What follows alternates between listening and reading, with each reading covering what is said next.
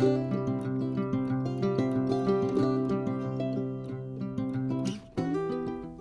everybody, this is Bill, the Fox Body Phantom, and we are over here in East Providence, Rhode Island for the Cops and Rodders show. Should be very fun. Labor Day weekend, we are super fortunate, amazing weather, 65 degrees right now, zero humidity, super sunny, it's not going to get above like 74, should be a great show. This is for a great cause. I'm going to walk through and I'll actually talk to some of the folks that are putting the show on. We'll get some of the information around the charities that this supports, but it should be a heck of a lot of fun down here in Rhode Island. We don't get to do a lot of Rhode Island shows. Can't wait to come back at the end and share all the cool stuff we saw. If you haven't done it so far, guys, please hit that. Hi, I'm Mike Raposa. I'm the chief of the East Providence Police Department here in Rhode Island. Today we're holding our third annual Cops and Rodders car show. This is our third year, obviously, and we're getting more and more people every year. It's really a great event to bring together the cops and the vehicle enthusiasts, the car enthusiasts. Kind of always had a negative connotation in the past, but we're trying to bridge that gap. All proceeds for the show goes to the Tomorrow Fund. Tomorrow Fund's a great organization that helps out cancer patients and their families through treatment. So the car show has been growing from year to year, and we're super happy. I got here early this morning around 7:30, and there was already quite a few cars already here. It started at 10 o'clock, but you know, we get everything from the classics. We got a lot of imports. We have some exotics. Of course, Mustang's the best car in the world, especially the Fox bodies. I see one over there, a little 93 Cobra. But we're all car guys at heart. Myself and Lieutenant Rodricks really he took this endeavor on and really is trying to bridge that gap, and at the same time raise money for an excellent foundation. Guys, so one of the cars we're going to shoot up here today is gorgeous. This 1967 Firebird. You can see under the hood it says 400 4-barrel, but it's actually a 455. This is a dark burgundy pro metallic. I would describe it as like liquid metallic root beer, seeing it, because it is stunning. When you look at the 67s, there's a couple of things that are the good indicators for 67. One is you'll actually have no fender or quarter indicators. You'll also have the vent window. So those were just in 67. When you get into 68 and 69, they would lose those features. This car is beautiful. Like I said, if you look at this paint, like I said, to me it's liquid metallic root beer. It is gorgeous, and I hope you catch it in the sun because it's phenomenal. Now this car does have a 455 with a beefed up automatic, so it's a 700 R4 that's been beefed up. It looks great. You have the Pontiac wood wheel. I love these Pontiac wheels. I've talked about them a lot, but these Pontiac, 5-star with the trim ring and the PMD center cap look great. And this car has been debadged. We have one Firebird emblem on the back, which I actually think looks great on the car. It really does complement the style. This is just a stunning 67, and again, I can't tell you how much I could just sit here and look at this paint all day. It just looks so good on this car. So a beautiful version of the first year Firebird. The next car we're going to shoot up here is this gorgeous 65 Pontiac GTO. Absolutely one of my favorite versions of this car. Now, I've said before, I do prefer a 64, which was the first year. I just like the headlights on the 64 a little better, but 65 is when these became really iconic. Now, this car is gorgeous in the blue, white interior, white top, 389 4-barrel car. Absolutely the right red line tires on the car. It looks great with the Cragar SS's, just super period correct. As you go through on these, again, this kind of ivory white with the Pontiac logo on them is just absolutely gorgeous. The Pontiac wooden steering wheel. Again, when you think about these GTOs, a lot of people consider the 64 GTO the first true muscle car. And there's a very good reason behind that, right? You took a little Tempest with a 326 and you gave it an option for a big motor in an intermediate car, right? So some of the bigger cars had the big motors like the Impala 409s, but to take a car that was a little bit smaller, a little bit lighter, a little bit less expensive, that wasn't that full-size family car, and give you an option with a big motor. Pontiac did with that with the GTO. And again, these cars are just iconic. And in 65, you would get the front end that most people prefer. Like I said, I love a 64, but 65 is when they really hit their stride for how people kind of think of this look as iconic. And that 389 motor was with Pontiac forever. It's one of the best, most robust motors of the muscle car era, and this one looks absolutely incredible. On this beautiful 65 is the owner's had it 4 years, but he bought it in really rough condition. Redid the whole car, motor, transmission, wiring harness, had to replace the gas tank. So I love when you actually get somebody that does the work themselves. So super cool to see that this one was actually restored by the owner, and it's a gorgeous version of the car. We're gonna shoot this gorgeous 1979 Lincoln Mark V Gavinci Collector Series. Now, I've seen a lot of Lincolns over the years. We actually grew up with a 77 Lincoln Mark V with the 460. This is the 400 version. A couple things on this car, the turbine wheels I absolutely love. This light blue paint is phenomenal, but what stood out to this car for me, which was so different, I asked the owner, was this kind of reverse vinyl top. Most of these tops would have had the vinyl in the back, and the front would have been paint. So he said in the Gavinci Special Edition series, different than what you'd have with the Cartier or the Bill Blass, is they decided to actually give you a different look with this vinyl roof. Now, vinyl roofs were super popular in the 70s, you know, specifically the 70s, and a lot of cars would do the whole version of it. You know, you had these opera windows in the back of the Mark Vs that looked incredible. This was a big, comfortable car, guys. Like, I think I've talked about a few Mark Vs before. This was by far the most comfortable car I've ever been in. I've owned Cadillacs. We've owned a bunch of different stuff over the years. Like, this car was one of the biggest cars ever made. It was a two-door, horrible gas mileage, but man, this car was comfortable. Yeah, I also thought the style was really good on this car. Again, it's got those turbine style wheels, you know, even worse than the ones I have on my Fox body. So God bless them trying to keep them clean. And I know this one is very original. It is a low mileage, unrestored car. So you can see on the paint, there's a couple of little imperfections, but that's okay because this is original once and you're never gonna see this again. And it's a special edition version, so it's a very unique version of a 79 Lincoln. I don't shoot as many of the new ones as I used to, only because they're really common at the shows, but there were two things that stood out in this car to me. One was I love the orange calipers on here with the Brembo brakes. Man, they look great on the car with the black. Just a really nice contrast to a car that is totally blacked out.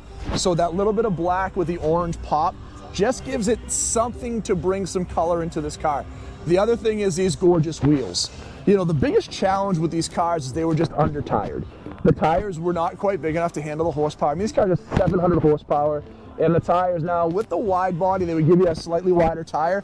This one does have the Pilot Sports on them, so it is the 4 season, so not as aggressive as the true summer tire, but this is a good tire for this car. This one also has that like peanut butter brown interior that I absolutely love on these cars. I think Dodge, you can say whatever you want about Dodge and anything else they did, but from an aesthetic standpoint, they've made some of the best looking retro muscle cars, and these ones look incredible. And again, 700 horsepower with a warranty. What else could you ask for? Next car up here we're gonna shoot today is this beautiful 1965 Chevy Nova SS, what we call the shoebox Novas. These were designed to be, you know, a little bit more lightweight. This was a small car back in the 60s.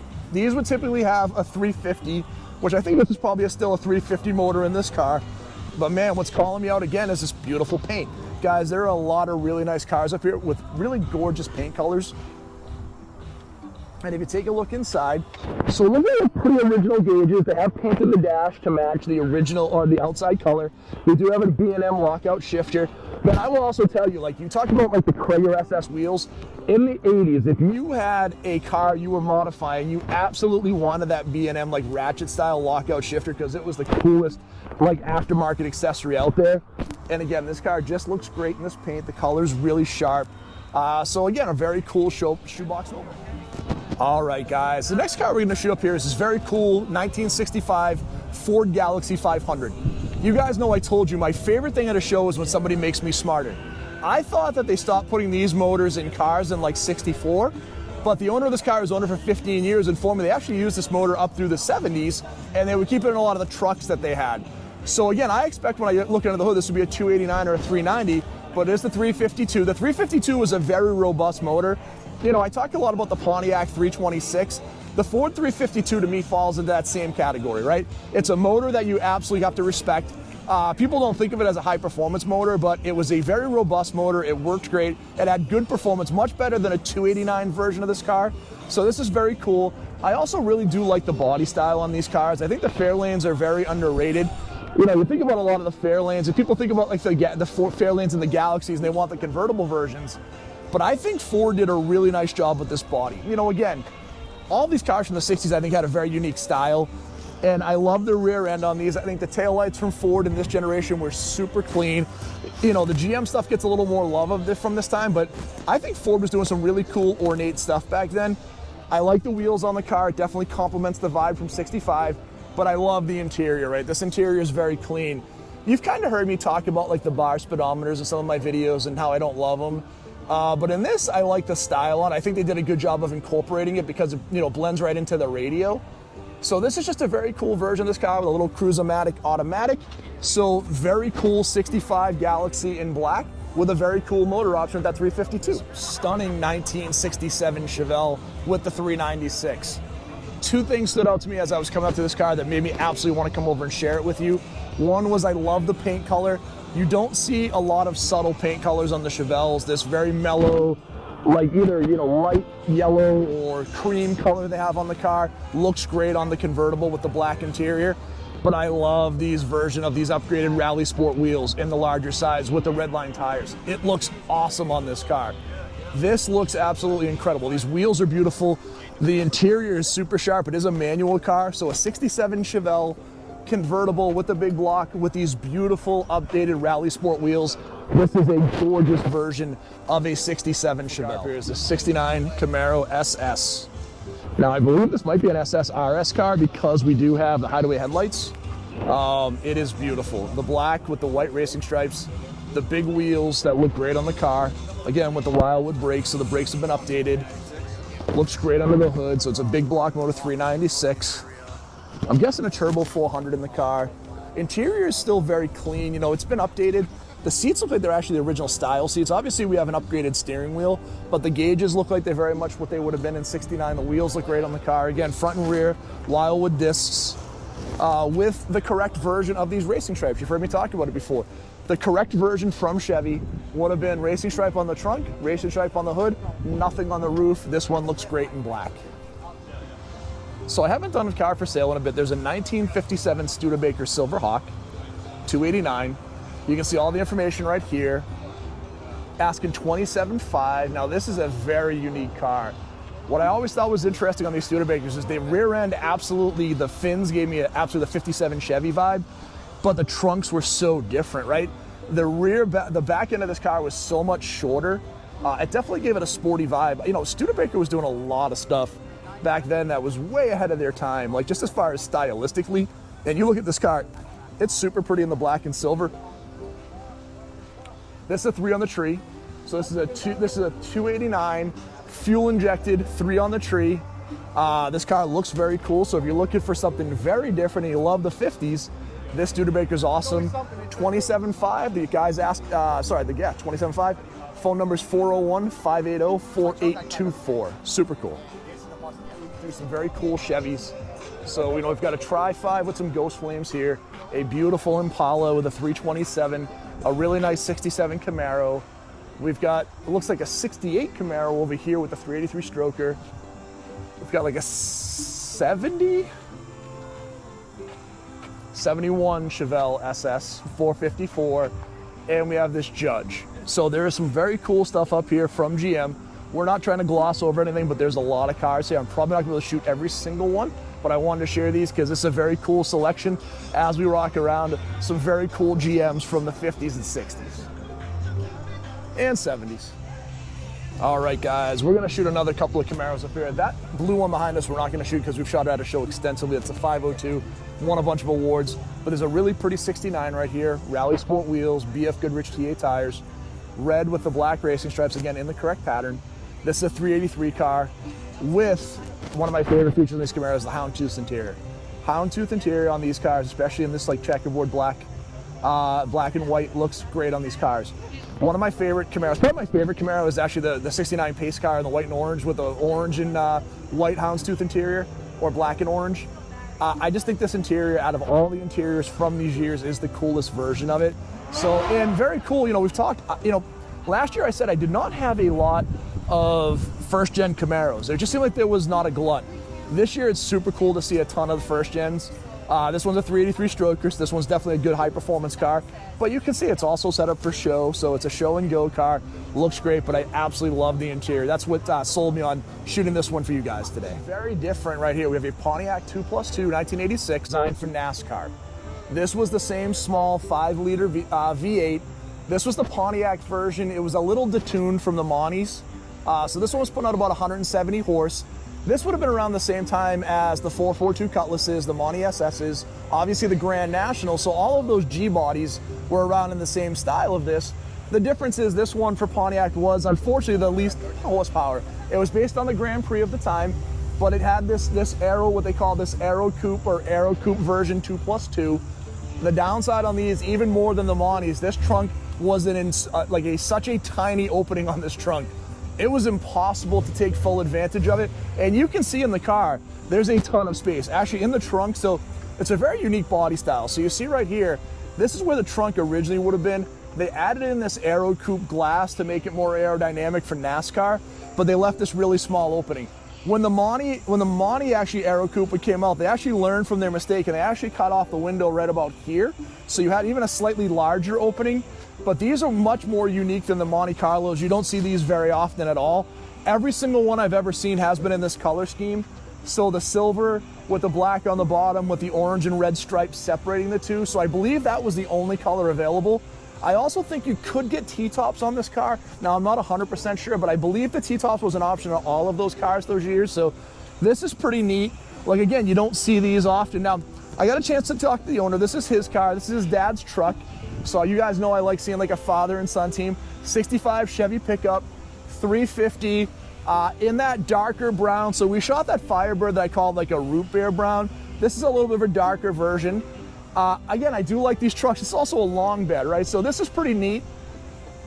It does have the wooden in the bed, has a wooden, wooden toolbox in the car. Great looking back end. So again, what's kind of neat on this is you get the long bed. You take a look at these trucks, again, interior, this one has some modern gauges, a more modern radio, but these were still pretty bare bones. They were not designed to have a ton in there. Buy it, take it to work, use the truck, super cool.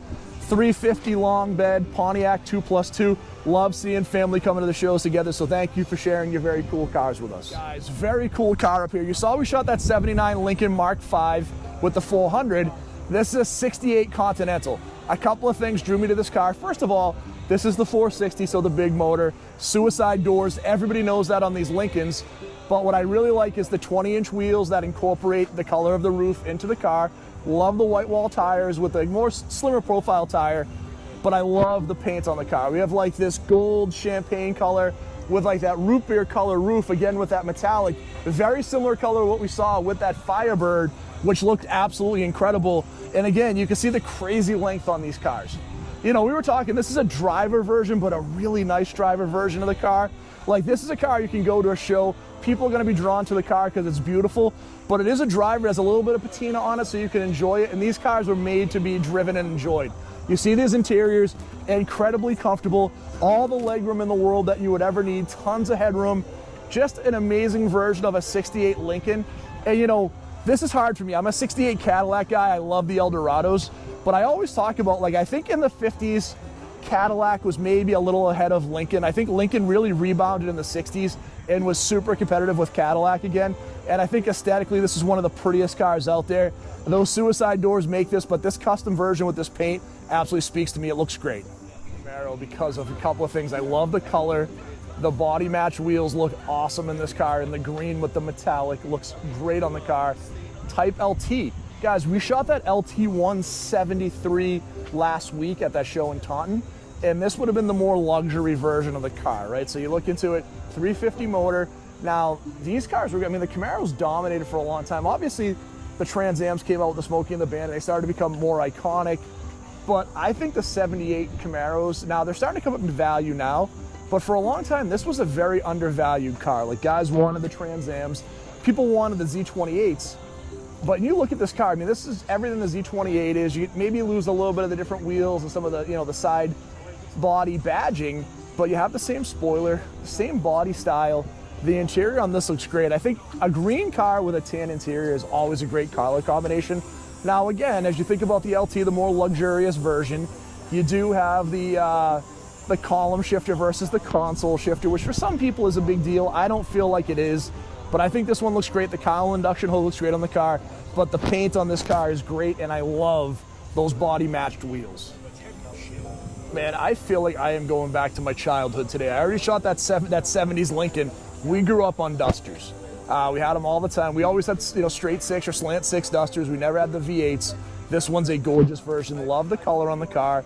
Love the wheels. This is a 340, right? Great color combination. The yellow with the black stripes. What I always thought was interesting on the Dodge stuff, especially Dodge more than most companies, they wouldn't really change a ton on the interiors from the base models. You would get slightly different gauges. I'm not sure if this is the tough wheel. I think the owner is right here. Do they call this tough wheel? Is that not until like 72? Okay. Tough wheel is like a bigger body, yes. More sporty wheel. Yes. That's standard. So that was the standard wheel. So again, they would not change a ton on the interiors of these from the factory, but they always looked great. Like I think, again, growing up with these with the 6 cylinders, I always thought the style was cool. And again, this was that intermediate car, right? You go up against like a Nova with this. You'd have something that was competitive. These motors also were the motors they would actually use in the Trans Am series when actually Dodge and Plymouth went into that series. They didn't have a 302.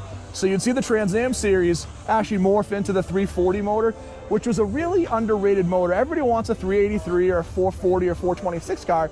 This 340 that would then in like 73, 74 morph into the 360 was a great motor. Think of it as the equivalent of what GM was doing with their 350s. Super reliable, plenty of horsepower to push around a car like this. This car was super quick for the time, and it was economical. So reliable, economical, plenty of horsepower, very cool style, and again, a car that would compete directly with the intermediate. So slightly smaller than a Chevelle, around the same size as the Nova, but something a little different that looks super cool. I'm just gonna do a quick update on this 80 Z28. We actually shot this car before. The owners are great people. We end up connecting at a ton of shows. But I love that the stripes that she put on the side. She said, Bill, I put these really cool Z28 stripes. And if you guys know me, I love everything patriotic, right? You guys see all my stuff on my channel. I think they look awesome on the car. I think they enhance the car. And to be honest, this is probably the nicest day I've seen the car. The paint looks great. It's shining beautifully, but I do like these custom Z28 stripes. They look super cool on the car. This car up here we're gonna shoot is this beautiful 68 Buick GS 400. Got a chance to talk to the owner. His name's Brian. This is a 404 barrel car, but what's cool on this car is it is all original. So when you look at this car, this was a late year 68, so it actually incorporated a ton of features from the 69, power steering, power brakes, like all of the 69 features that were in the car for comfort and convenience are on here. What I like on these GSs, and you heard me talk about it before, you see this car was $4,900. This was the gentleman's luxury car, gentleman's muscle car of the time. Similar body to what you'd find on the Cutlasses and the Chevelles and the GTOs, but this was a more upscale version of it. I love the white vinyl top, the white vinyl interior. You can see how sharp these interiors were on the Buicks. They look great. I talked about in the 60s, that those little attention to detail, like these little inserts here, or the lines that go on the door card that just give it that upscale feel. Even that shopping basket style shifter on the Buicks, being a little more at an angle versus the Chevelles or the Camaros, which would just be more straightforward. This Buick was the upscale version for GM below Cadillac. So this was a very cool version of this. So if you were looking for something fun and sporty, but you wanted something maybe a little more upmarket, you went with one of these. And I love the originality on the car. So this is, like I said, all original. He's owned it for a few years, got it right around COVID time. I think it looks great. So Brian, thank you for telling me about your car and sharing it with us. I think it's awesome. Up here is this 1931 Ford. Now, when I looked at it, I was talking to the owner. I thought it was even smaller than the motor, but you can look, it actually goes right back to the firewall. It is a Chevy 350. Truck looks great. Again, it's all about attention to detail with these cars. And there's a few things on this one that actually really make this truck look great.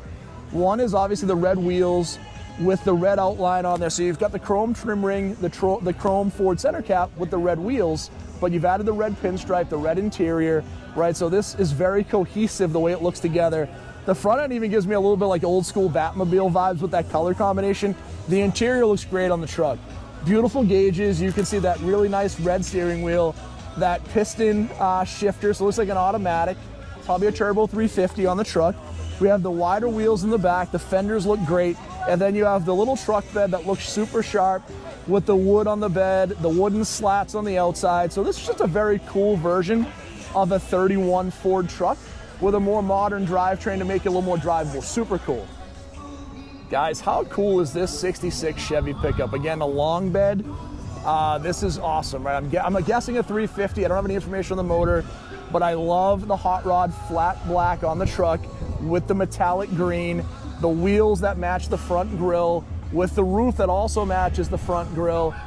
But I also like that they actually went in and shot that same color on the wooden bed. So it is that metallic green on the back, which is super cool. Again, another long bed truck. Now this one has been smoothed out, right? So we've kind of smoothed the bumpering inside on the truck. So that's very cool as well. Really like this version of the truck. I think it's very cool and very clean. Body up here today that we're going to share, and it is this 84 GT350. This would be the 20th anniversary of the Mustang. Again, people don't realize the Mustang, again, in 64, 65, 66, sold 1 million cars. This was by far one of the most popular cars, and it continued to sell like crazy, right? Everyone kind of hates on the Mustang 2s. 74 and like 75 were some of the best-selling Mustang years ever, but the Foxes came back out in 79 and really revamped the Mustang, right? The image came back. There was a whole article, a whole advertising campaign in 82 that said that the boss is back, and it was really all about reinvigorating what the Mustang was. 84, they came out with this special edition GT350 to commemorate the model. So this was the four-eyed Fox. These cars would have typically come with a 14-inch TRX wheel, but the wheel was actually set up in metric, so tires are almost impossible to come by. So probably 50% of these that you see actually have an aftermarket wheels on them because the TRX tires are just difficult. This is a driver version of the car. I love they threw the club on there because that was absolutely the pinnacle of car security back there. But this is a 5-liter, 4-speed car, so this is the manual edition version of the car with the rear window louvers. It's just a very cool version of a Fox, so I dig it quite a bit. It's, again, these were, also the car that started the beef with Carroll Shelby for about 25 years because they used the GT350 moniker without asking Carroll, and that's where Carroll went over to Dodge and did a bunch of different stuff. They would come back together, obviously, in 07 for the GT500s, but this is a cool part of Ford history. Car. 73, so last of the steel bumper, rear bumper, we've talked about a lot, but this is a factory 454 car. Super cool, right? We know we saw like the 71s and 72s, that was still an option, but to actually see a 73, so apparently, again, someone making me smart today, up through 74, you can still do the 454. I thought they ended after 72. I think, again, one of the best colors on here in the green, the Rally Sport style wheels, the big motor, T-tops, which all of these had. We talked about this year, they would have been the first year where they actually went into that single opening, which would stay all the way through the Stingray generations up to 82. The year before, they would have still had the gills or the slats in the style. They went to just the opening on this car. Now, this one's interesting. Almost every green version I've seen this has had like a tan leather interior. So to see this one in the black leather interior, so this is kind of a unique version, right? It is a manual car with the big block, with the green, with the black interior, with the rear steel bumper. Now this one has a little patina on it, which is the originality of the car, which I think is very cool. But I love these versions of the car. In 74, we would go a little softer with the rear end with the, the plastic rear bumper. So this is a very cool version, the last vestige of what the original Stingrays that came out in 68 looked like. All right, guys, very cool 84 Camaro. So early year of this generation in antimatter blue, just painted recently. The paint looks great. The metallic looks incredible on it. It is a 305 car, so it'll be the 5-liter V8. This version had the upscale interior, so the power locks, power mirrors, different seats. So the Sport Coupe was more the sporty version versus the Berlinetta, which is more the luxury version of the car. This car looks great. Again, I hope you can kind of catch the paint here. It is super sharp. I mean, when that metallic hits in the paint in the sun, it just glistens on the car. These cars were very cool too. You were coming off of the long generation of the previous generation of Camaros from from 70 to 82. This was a cool version of this. These were everywhere. The IROCs would come out just a couple of years later, but everybody loved every version of this car. They were just a very cool version of an 80s car, and this one looks great in that color. Now, I am also going to shoot the Lincoln behind us because I'm a Fox body guy, and this is the Gentleman's Fox body, right? This car came out to give Lincoln a little bit more of a sporty edge. Now, Cadillac actually launched an Eldorado Sport Coupe in '83. Lincoln was like, we can't have that. We have to have a sporty version of our car with the Lincoln LSC. This car was incredible. A couple of really cool things on it. You saw the fog lights that were put onto the front of these cars on the bottom. They were kind of an afterthought, so they were just kind of tagged in. They were never incorporated into the bumper, but I also think it gives it that really cool look. That lattice style wheel, which was incredibly common in this time frame. You get them on the Trans Am GTAs, you'd see them on the LSCs. The 5-liter motor, just like you had in the Fox body, the same AOD automatic transmission, but you had a really cool body style. I think the best looking out of all of these bodies is the Thunderbirds from this generation. I think the LSC is right behind it. I much prefer it over the Cougar. And even the Foxes, I think these are great looking bodies. You had a really nice luxury interior, but if you looked, you had all the same gauges you'd have in your Fox body, but with much nicer seats, right? Bigger lumbar support, better side bolstering, a nicer interior with more buttons, more features, sunroof on the car, and this one's great in that black and gold. It's just a very cool version of that gentleman's Fox body. So I talked about Carroll's beef with Ford after the GT350 '84 Mustangs came out. Carroll made a ton of wild cars for Dodge. The Dodge, the GHL, the Goes Like Hell Shelby. You had the Charger Shelbys, but in '89, this would be kind of the wildest version that I think between the collaboration between Shelby and Dodge. You had a 1-year only Dodge Dakota with the Shelby treatment. You got the special Shelby seats, which you can see inside, the different interior, the Carroll Shelby steering wheel. You had a V8 motor in this truck. Again, this was kind of the, really right before the Lightnings would come out, or the 454 SSs. This was like the first hot truck of that generation. Everything else that was built in this era with a V8 was designed to work around towing. This was like that before, so Chevy would come out with the 454 SS in '90, right? So that was their version of a factory hot rod truck. A year earlier, Shelby did this hopped up version for Dodge, which was again designed to be performance. And we would see over the next few years, we get the Ford Lightning. This even predates the GMC Cyclone and Typhoon. So, like I said, what Shelby's doing in here was, again, if you love a hot rod truck, you got to go back to this. Now, there were some hot rod trucks previously in the 60s and 70s. All right, again, you think about a decade earlier, Dodge was still doing wild stuff with the Little Red Express and the Warlock. So you had a lot of cool stuff. I like this truck. Again, you don't see these very often. If you're a Shelby fan and you want to get in a great value and you don't want a Turbo 4 and you want to go to a Shelby event, this is the car you want to get. They're still very reasonably priced. This can get you into those Shelby events and you will be very unique at those shows. All right, being at a police show, it is cool when we see one of these 90s police cars that have been decommissioned come up. So this is a 92 Camaro that was used by the Texas Highway Department, right? So this is very cool. You know, you think about these, a lot of these, so the Camaros were common. The Fox body Mustangs were more common than the Camaros, but these were still used quite a bit. So this would have, again, when you think about these, this is a manual car, so that's super cool. So this will be the manual 305, heavy duty radiator, heavy duty brakes, heavy duty rear end, larger gas tank. These are super cool. And again, anytime you can see the civilian versions of these cool police cars, I always want to share them. And again, just a good looking version. Now this one's also in great shape.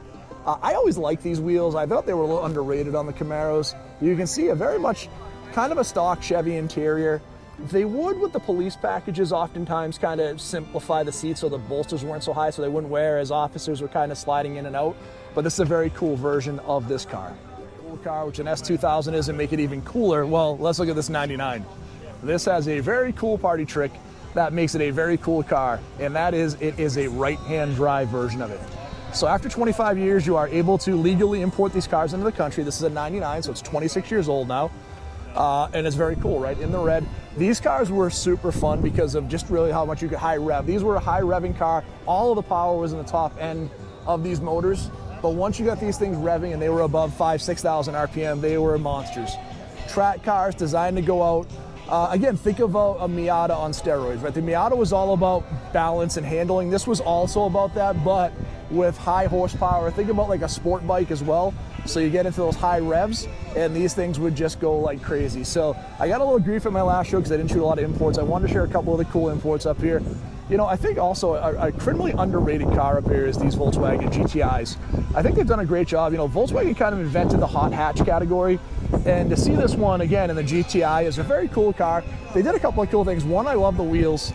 Two is I love the throwback to the interiors on these, which were kind of the throwback to the original Rabbit GTIs way back in the day. So this is a cool version of that car too. So a couple of very cool imports up here. Again, not my intention to not shoot them. There's not a ton of imports up here today. There was some supercar stuff. Unfortunately, I missed it. But a couple of really cool imports up here. And again, very rare right-hand drive S2000. Super cool car. Check out this very, very cool 1956 Ford F-250. Man, you never see the bigger heavy-duty trucks. This one is cool. Not even sure what the motor is in the truck. It could be a straight six, which I think a lot of these were. But I love the scale on this. You know, when you stand next to most of these 50s trucks, they actually look kind of small. This one does not. You know, as I'm standing next to the truck, this is a good-sized truck. You can see it's tall. It's wider, right? When you look at it in the front, it looks more aggressive. Oh, this is a V8. That's a V8 on the front, so it's an 8-cylinder on the truck, which is cool. But I love the wheels. You know, this is, again, the bed looks awesome in this truck. A longer bed than you typically have. And again, you look inside, it is a manual. Again, super rudimentary, guys. No tachometer, really basic gauges to give you, you know, water pressure and, you know, temperature. Just a very cool truck. Love it. I think this is just super. Another right-hand drive in this 91 Toyota. Huge turbo setup on this motor. Wheels are very cool. Brembo brakes. Two things. I always like shooting a right-hand drive car. It's very cool. And it's purple, right? Any purple car I see, I shoot because my wife likes seeing them on the video. She loves purple. But this is very cool, very unique. Again, not often we get two right-hand drives up at a show. You can see the carbon fiber hood, the very cool wheels on the car. So again, I know nothing about this car, guys. I will not pretend that I do. So again, you're just gonna get a very cursory walk around of the car, but I thought it was kind of cool to share with the right-hand drive, and the purple, what the carbon fiber does, looks super sharp on the car.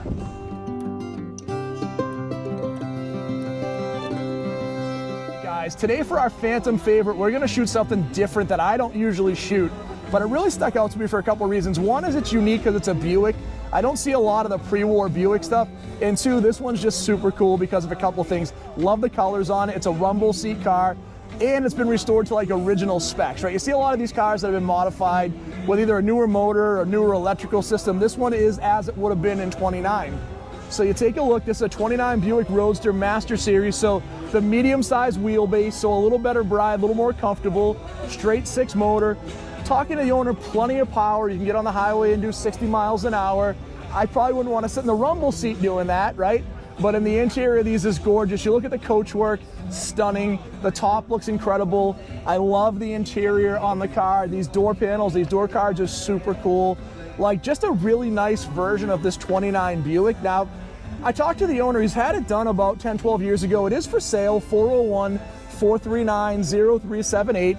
He's a little unsure of what he'd want for price. He's open to having a conversation. But this is a car that, since it's been restored, has only been driven 97 miles. So we've done the shakedown mileage. We know the car runs the way it's supposed to, but it almost has like no mileage on the car since it's been restored. So if you're looking for something cool, pre-war, different, and unique, check out the front end on this. Again, these Buicks are beautiful. We see the Fords, we see the Chevys, even the Cadillacs. The Buicks to me are a lot, few and far between we see. And again, how can you not want a car with a super cool rumble seat? You know, if you take a look on the other side, we have the steps to get up and in. So you step up and in, you're in the rumble seat. The kids are back there. You're doing your thing in the car. Everybody's loving life. This is a super cool car. And it's my Phantom favorite of the day because it's so different and unique.